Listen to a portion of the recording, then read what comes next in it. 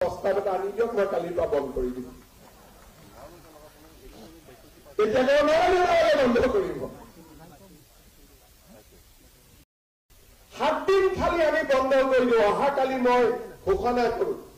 যে 7 দিনৰ বাবে আয়ুষ্মান অসম আয়ুষ্মান ভাৰত কাৰ্ড বন্ধ যি ধৰণে বাতৰি কাকত টিভি জকিয়াই পৰিব সি প্ৰমাণ কৰে যে মোদী ডাঙৰীয়াই কিমান সুদূৰ প্ৰসাৰী আঁচনি আমাৰ ৰাইজৰ বাবে দিব পাৰিছে চলি থাকিলে ভাল বুলি নকয় এদিন মই খালি ক'ব লাগে অহা মাহত অৰুণোদয় নাপাব বুলি কালি আপোনালোকক মই ক'ব পাৰো যে 10 তাৰিখে অৰুণোদয় নহ'ব গোটেই টিভি বাতৰি কাকতে গৈ হিতাধিকাৰীবিলাকৰ ইণ্টাৰভিউ আৰম্ভ কৰি দিব তেতিয়া কি হ'ব মানুহৰ ক'ত যাব ই প্ৰলোভন আছিল ই অমুক আছিল তেতিয়া আৰু নকয় যে ই হিতাধিকাৰী সৃষ্টিৰ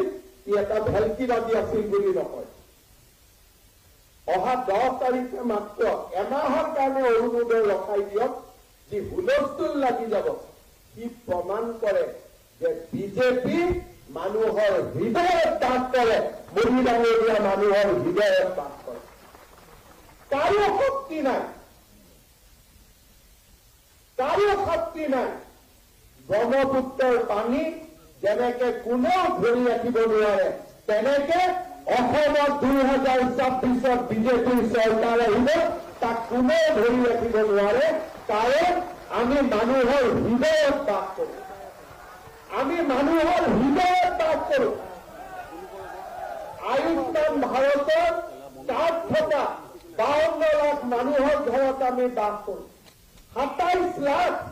অৰুণোদয় হিতাধিকাৰীৰ হৃদয়ত আমি বাস কৰো আৰু আমাৰ সমান সামাজিক আঁচনি অৰ্থনৈতিক প্ৰভাৱী আঁচনি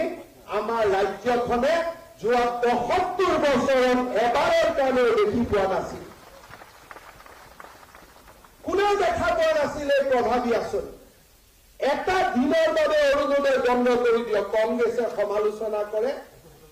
মই কংগ্ৰেছক প্ৰত্যাহ্বান জনাওঁ এটা দিন অৰুণোদয় আমাক বন্ধ কৰিব দিয়ক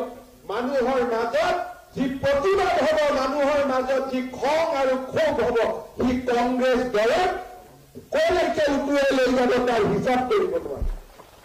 এইবাৰটো মই ভাবি থৈছো বিধানসভাত যদি অৰুণোদয় আঁচনিক তেওঁলোকে সমালোচনা কৰে মই কম প্ৰস্তাৱ এটা আনি দিয়ক মই কালিৰ পৰা বন্ধ কৰি দিম এতিয়া বন্ধ কৰিব এয়া হৈছে অসমত বিজেপিৰ প্ৰভাৱ